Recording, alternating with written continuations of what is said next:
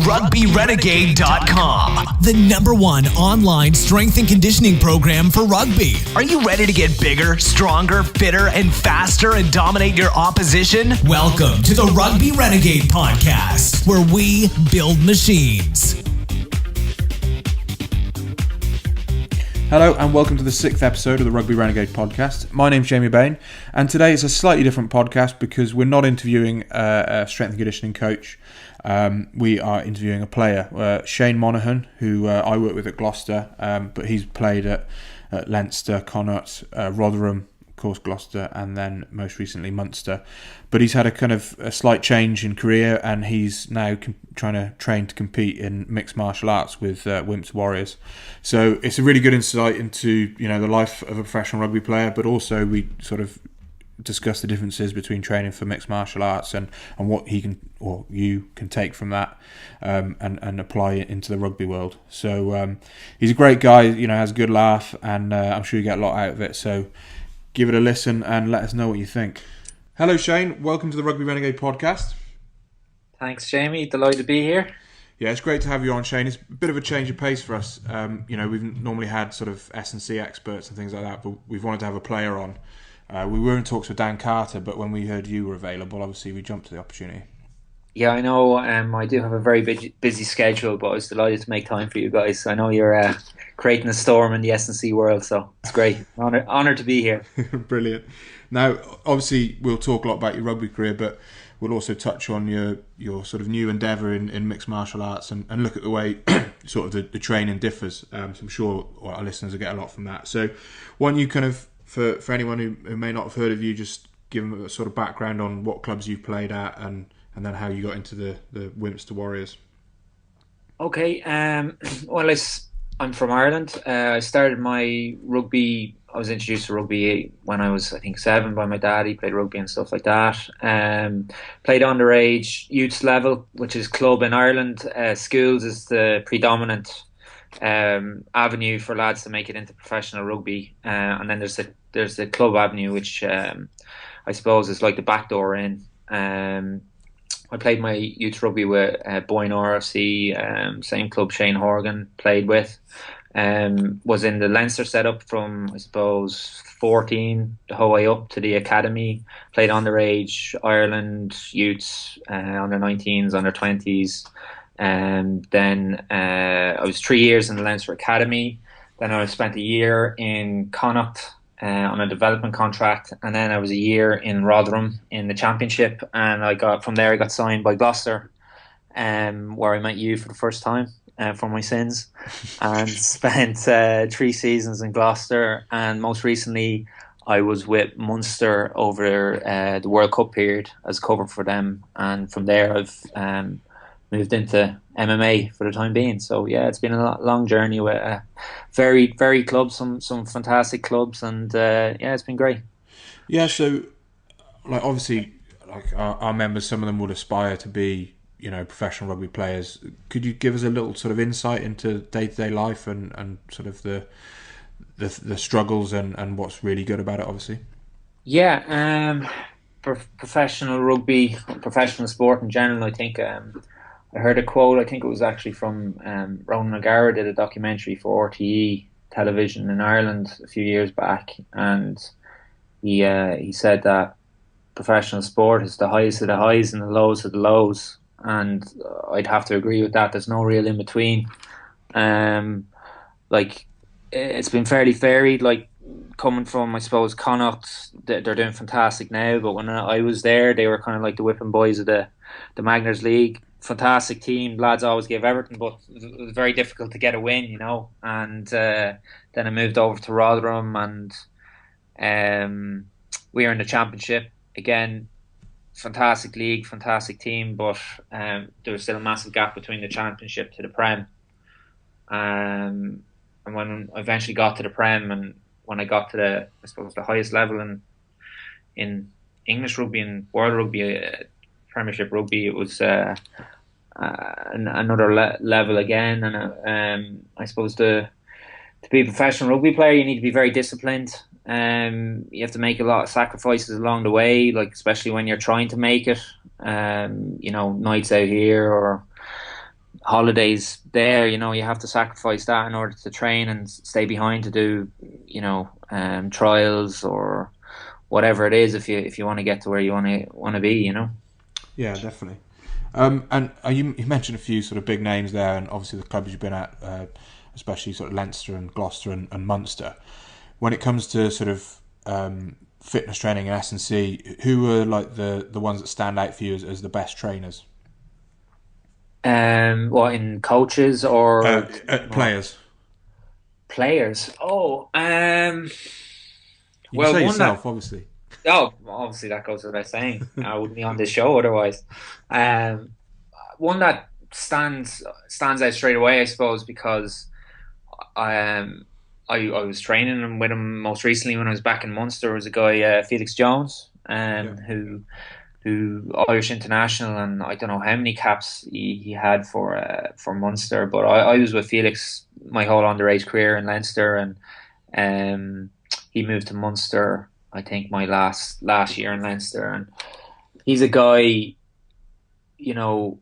people often say that it's 90% mental and 10% physical, and he's the example of that put into practice, because he's one of the strongest guys mentally I've ever encountered. Never give up attitude, and he has that competitive spirit that you need. Will give 100%.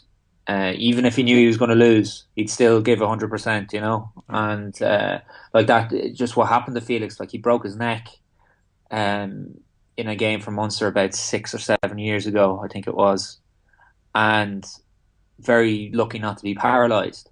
And they told him that, listen, we'd advise you not to continue to play. And he said no. He said, my dream is to be a rugby player, and that's what I'm going to do. So he went through the rehab and managed to come back, and went on to have a very, very successful career at Munster and become an Irish international. And had very successful 6-7 years. And sadly, I was lucky enough to get to play with him again when I was back in Munster. I think I played once or twice, and one of the games I was on the bench, he got another knock to the neck, and he bruised I think the tendon in his neck or whatever it is, very close to where he had the original break. And they said, listen, Felix, you're not going to get us. You're very lucky, and it's time to hang up the boots. So he had to hang up the boots. But in terms of work rate and mental attitude, he'd be up there, And there's other guys as well. Like that's the one that springs to mind. I've had the privilege to play with so many guys like Felix, like in I suppose Gloucester, there's some Darren Daviduke, who you know well. He loves pasties. He's from Cornwall. He likes the high and tight haircut. If anyone doesn't recognise him, but he another guy that gives 100% no matter what. I think he's very much an unsung hero in Gloucester. He's been there 6 or 7 years now. Yeah. He's always there. He puts his body on the line and gets in his extras all the time. He should. If I was picking a starting team, he'd be on it every week, because he doesn't look for the praise either, and so he's definitely a guy that comes to mind. Then you've other guys. I suppose Johnny May's another guy. He's another very interesting character, Johnny. But he likes to mess and come out with his phrases from Buddha and this kind of thing. But he still is a ultimate professional, because he gets in his extras and he does his extra stretching and his extra speed work and works on his skills. And you see that from how he's done in his career, and he's got his England caps and done fantastically well when he has played, and he's unfortunate with injury, but that's something that happens to us all, me included. And there's another guy, then Henry Trinder is another guy. He's been very, very unfortunate with injury, but it shows his mental strength. A lot of players after one of the injuries he's had would have given up, and he's never given up. He works his ass off to get fit, to get back playing, and he gets knocked back after knocked back, but he keeps coming back. So it's any of those guys are the kind of guys. If you want to know what it takes to become a professional rugby player, look at their example. Yeah, I agree. I think they're three players that spring to my mind who are kind of almost always the last players in the training centre. They're always doing their extras at the end and finishing off with stretching, and it's all those little things that add up. I think you're quite right. But you've also touched on another point, and it's quite it's in the press quite a lot at the moment with players talking about whether it's the length of the season or the demands that are put on the body, and you've got players like Corbicero taking a year sabbatical. Pocock and McCaw have done it in their careers as well. What's your opinion on that, and where do you see the game sort of changing to sort of alleviate these issues? You talking about the injuries and the stress that the lads are going in getting. And basically players feeling the need to sort of take time away from the game. It's a combination. There's a combination of the physical and the mental. I've certainly experienced both of them. On a physical level, especially at the higher end of it in the Premiership, with more as the sport grows and the viewership grows and the money invested grows, pressure increases as well, and teams need to win, and they need their best players or all their players training as much like to the best of their ability and playing or being available to play all the time, and I think some teams are kind of not being smart in how they're looking after their players. They're kind of falling into the trap of, in order to maintain this level of training and to win, we need to train harder than everyone else, and that's the only way we can win. Where I think the opposite is nearly better, because at that level, every player at that level is an exceptional player. They're there for a reason, and hammering them on the pitch isn't going to make them improve. I think keeping them fresh and keeping them happy and being in a happy work environment, training environment, is far more beneficial than extra hours on the pitch, and extra hours on the pitch mentally annoys lads, pisses them off. Are we allowed to curse? Well, I suppose it's not too bad.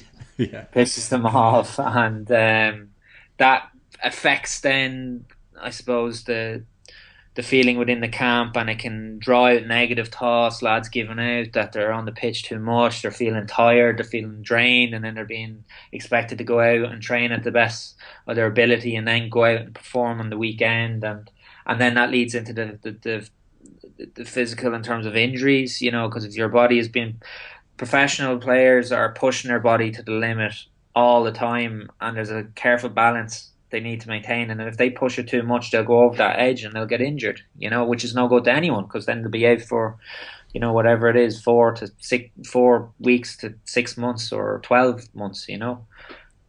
So I'd be very much of the mentality that short and sharp, short training sessions, but when you do it high intensity to a high skill level, but keep them as fun as you can within the confines of getting your structural work done, Yeah. That would be my philosophy. Yeah. So, going away from that, what's some of that, and I might know kind of what session you're going to say, but what's one of the hardest fitness sessions you ever done in your rugby career? Getting a press exclusive here, Jamie. The by far the hardest session I ever experienced in my whole life was my second pre-season in Gloucester, where we were training with the You're right. we were training with the sorry, my dad was bursting into the room there if you heard noise in the background. We were training with the SAS for pre-season, and they brought us up to Yorkshire, the moors or the hills up in Yorkshire, and we ended up training with the paratroopers on one of the hottest days of the year, running up and down hills with a 90k stretcher on our back, and I ended up getting heat stroke from that, and I was very lucky that there was a hospital on the base, because if I didn't get to a hospital and get my body temperature down, I was up to 42 degrees, to get organ failure and brain damage over 40, I could have died. So yeah, that was pushing your body to the limit, you know. Yeah. And to be fair to you, the Paras were actually really impressed. They were kind of like, that's what we want. Someone, pushing beyond mentally what they can, cope with physically. Yeah. So you impressed them for one thing. And yeah, that's the main thing. We should probably say that's not necessarily advised for everyone to do at home to prepare for rugby. It was more kind of team building and mental challenge. That's like it's one of those things. That was one of my strengths growing up, was mentally pushing myself, not to give up and not to get beaten and anything like that. Which certainly, as we touched on earlier on, like Felix as well, he was the same kind of mentality, but it wasn't smart because it ended up almost killing me. So it's that's another situation of doing the right type of training. Yeah. Looking back, it wasn't the right type of training to be doing for rugby players, because it's a type of session that's, most paratroopers they'd be a lot smaller men than rugby players, and they're built for that kind of long distance endurance stuff, where rugby players are carrying a lot more mass and aren't designed for that kind of training. So it's being smart with the type of training you do too, Yeah, and again, it's short, high intensity stuff, and being able to repeat that, isn't it? Yes, exactly. Sorry to bring that up, Shane. I couldn't resist. Yeah, take me about 3 years to get over that mentally, but get on to my strength now. Now, a question we always ask when we've got strength coaches on is, what do you think is the biggest mistake rugby players make when it comes to strength and conditioning? And I'd be interested to hear what your thoughts are, coming from a player. Biggest mistake I made was definitely putting on too much mass too quickly. Yeah. Because it's changed, the rugby philosophy and what players are meant to be like has changed a lot over the last couple of years, and one was definitely, we need lads bigger. We need them stronger, And when sorry, my phone is ringing there. See, I'm in demand, Jamie, for it.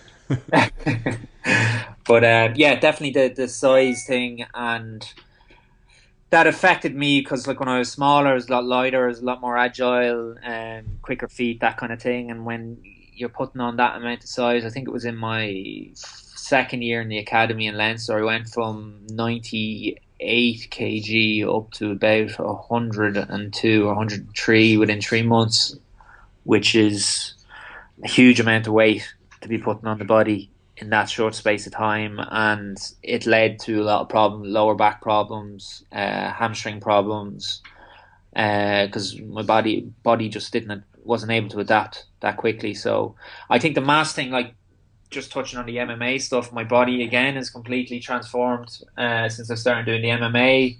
I started at just over 100 kg, and the weight I'm meant to be fighting at is 93 kg, so it's quite a big drop. Yeah. And I'm down to 95 now, but my flexibility has gone through the roof, and I still feel strong and I still feel powerful. So you're kind of like, you can understand why you need to do weights with rugby, the type of sports it is, but was it that beneficial for me to be that big? And looking back now, I don't think so. Yeah. So finding the balance, Yeah, definitely. So touching on your mixed martial arts, how did this all come about? Basically, when I finished with Munster, I was hoping to stay on. It didn't work out. I had a few other options at other clubs to potentially go to, but nothing really appealed to me. So I was going to take a step back from the rugby for a while, and it was about I think it was only 2 or 3 days after I finished with Munster, one of my mates that met him for a coffee, and he told me about it. He says, because I'm into the UFC, I'm following Conor McGregor's career. You can't but follow it in Ireland anyway, because he's such a big star over here. And one of the lads said, if you're taking a break from the rugby for a while, you should definitely look at doing this. So I was like, that seems interesting. And then I got home the same day, and my dad threw a newspaper at me. And there was the article, he says, read that. And it was an article about the Wimp to Warrior And I looked into it and I said, well, two people are hitting me up on the same day. Maybe someone wants me to look into it. So that's what I did. And I saw that was being done up in SBG in Dublin's Straight Blast Gym, which is Conor McGregor's gym. And it was being run by John Kavanagh, who's Conor's coach. And it's an opportunity to train in one of the premier gyms in the world and with one of the best coaches in the world. From having no background in MMA whatsoever, and I said, geez, this would be a great opportunity, be a great way to keep fit and learn a new skill set, and there's competition there as well, because you have to have no martial arts background whatsoever, which I don't have, and they bring you in, train you for 22 weeks, and then you have a fight at the end. So you're taking a lot of boxes there, So I applied for it. I made the tryouts. We did the tryouts, which was a bloody hard training session. It was like something you would put me through, I got sick, so I definitely got pushed to my limits in that session, and then got the call back saying that I made the final cut, and we started about 10 weeks ago now. Yeah, and so. What's your body weight now? You're saying you've got to lose a fair bit to get to your fighting weight. I'm at about 95 kg now. I started at, when we did the bio, we got the skin folds and body mass index, I suppose, or the seeing what our body fat percentage was, and I was about just over 100 kg, and I think it was 11.7% body fat, and now I'm down to just over 95 kg and 90 or 9% body fat, something like this. So it's been a big, but the main thing, it's funny, as we touched on, I haven't changed my diet that much. I generally have a decent diet. I just cut out weight.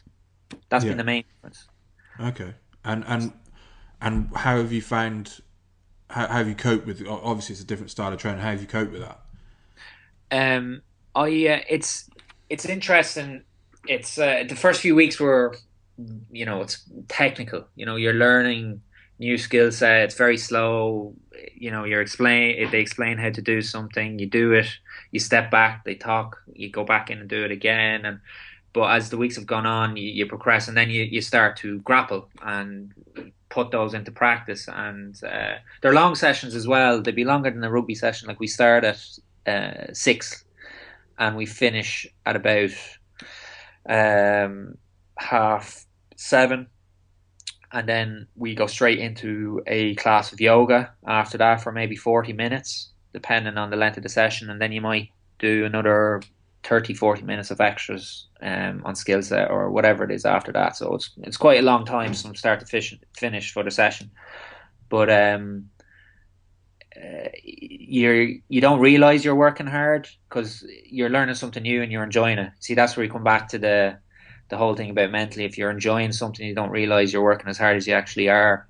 And you're sweating, you're losing buckets of sweat, and that's another reason why I've lost so much weight as well. But no, I found that the hardest thing for me, or the strangest thing for me, was the stand up, like in terms of the striking, the punching, and the kicking, and that kind of thing, because I'd never done anything like that. And the first day or two when I was practicing, I was kind of like, Jesus, my hands aren't going where I want them to go. I was like, what's going on? This looks a lot easier than this. But the grappling was quite easy for me to transition over to that. Okay, it's the technical, you learn a lot technically, but from the impact and getting thrown on the ground and taking hits to the body and all that was very normal for me, whereas a lot of people who had never done that kind of thing found that difficult. Yeah, definitely. And what do you think you'd take from it that you'd use when you go back to rugby? The flexibility thing is a huge thing. The yoga was fantastic. Like I can sit on my heels now, which for a rugby player is like a PB, sitting in that samurai pose. Flexibility is a huge thing, but a lot of the grappling, like the MMA grappling, there's techniques in that for body position. As Straight Blast Gym, their logo was a gorilla. You'd hear the fighters, especially Conor McGregor, and talking about posture and that, get into how a gorilla walks, you know, keeping that straight back and keeping the head up, getting low, using your glutes. That, in terms of contact for the rugby, would be very, very effective and could transfer very, very well, you know. And like he made another point as well, he says it's all your lower body, that does all the work, and your upper body, your hands are just like a T-Rex's hands, you know, they're just to guide. You're not using your upper body at all for the power, you know, which is interesting when you're looking at it from that. And when he actually shows you the technique and shows how, when you get that correct, how easily you can manipulate a body and toss a body around, it's fascinating to watch. And that's why I'm trying to not use my power, because a lot of the guys in our group, I'd be bigger than them and stronger than them, and I don't want to rely on that. I want to try and work on my technique, and hopefully some of those I can bring back with me to the rugby. And definitely the flexibility is a big thing. I would definitely put back on some size, because I feel I can 100 kg, if I could keep the flexibility and get to maybe 100 or just below, maybe 98 kg, I think it would be a good playing weight for me. Yeah. So do you think you'll come back to rugby as an open side or something with all your contact skills? I was thinking of maybe moving into a prop. There's a lot more money. But seriously, what are your long-term plans? Obviously, you've got your fight in 12 weeks. And then, do you see yourself going back into rugby next season, or? I've been asked this a hell of a lot. Being totally honest, like after I had a very, very difficult year, my last year in Gloucester, on both the physical and the mental side of things, and there was a bit of burnout there, frustration, and that enjoyment that we've touched quite a few times wasn't there, and you know, you really need that in whatever you're doing if you want to get the best results. And I'm really enjoying the MMA. It's nice going training with a smile on your face, you know. But I will continue to win toward to the best of my ability and keep learning in this and do my fight. And it's a case of, if I go in, I might absolutely love the experience of fighting in a cage, or I may hate it. I don't know. I'll find out when I get in. At the moment, I'm really, really looking forward to it. I'm really enjoying the sparring and the training and that. But I feel I'll definitely continue to do MMA training no matter what. Yeah.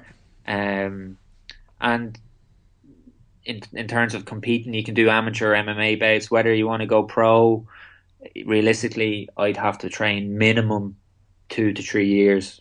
Yeah. Minimum. If you wanted to do that, it might be what, 30, 32, 33. You just never know. In terms of rugby, again, pre-season will be more or less finished for next season when the fight is over. I'll be in great shape though, in terms of fitness wise. So I don't think it'd be too hard to slot back in and just work on the skills and get back into that side of things as well. But again, it would have to be in a situation, in a team and a league that I would want to play in, you know. So it's one of these things. I'll just take it as it comes. Yeah. I'm not ruling anything out at this stage. Oh, that's cool. But you know, I'd like to see you back on a rugby pitch. So don't rule it out. That means a lot. Thanks, man. Shane, where can people learn more about you? I know you've got a few, other than Winter Warrior, you've got a few other things in the pipeline. Yeah, I actually paint as well. Funnily enough, I paint portraits. Something that I always had an interest in art and drew and kind of painted and that kind of thing. And it was, funnily enough, restarted or reignited when I was in Gloucester, painting portraits. I ended up one of the Secret Santas. I had a present. I got Mike Tyndall in the Secret Santa, and for a joke I was going to get him an Irish tricolour, you know, because I'm a passionate Irishman and he's a member of the royal family. I thought it'd be a nice thing for him to have and potentially give to the Queen.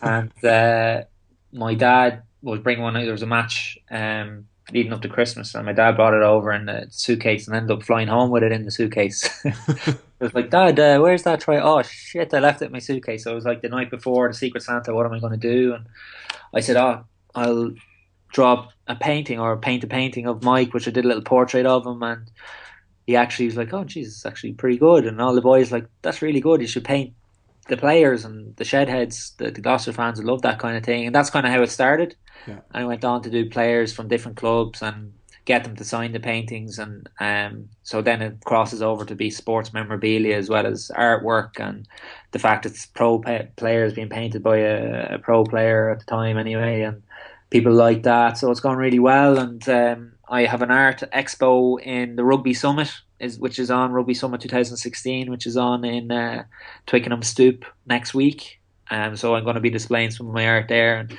there's anyone around, they're more than welcome to call in and say hello and order a commission for a minimum £10,000. No, but they can check out I have a website, www.shanemonahandesigns.com, Twitter page. You can either hit the main man Mono, which is my personal one, or at Shane M Designs on Twitter, and Facebook page as well, Shane Monahan Designs. So they can go in and judge my work there, you know. So that's what I'm doing on that front, which is keeping me busy, and I really enjoy that as well, you know. Yeah, awesome, Shane. It's been an absolute pleasure talking to you, and thanks for sharing, you know, your insights into your rugby career and what you're doing now with Wimp to Warrior, and I'm sure everyone will be looking out for that first fight you're in. Yeah, brilliant. Thanks for having me, Jamie. Thanks, Shane. Well, there you go. Another great interview. Thanks, Shane, for taking the time to talk to us. I'm sure the listeners will have got a lot out of that. And thank you for listening. And in the meantime, obviously check out the website. There's loads of new articles coming out. Of course, there's the ebooks for sale on there. There's another couple of new ones coming up soon. And if you're not already a member of Team Renegade, please, you know, join the online subscription program and become a machine. Other than that, check us out on Facebook, Twitter, or Instagram. And of course, subscribe to us on Stitcher, iTunes, SoundCloud, and give us a review. Till next time. Thanks for listening to the Rugby Renegade Podcast. For more quality rugby strength and conditioning information, check us out at rugbyrenegade.com. Rugby Renegade, building machines.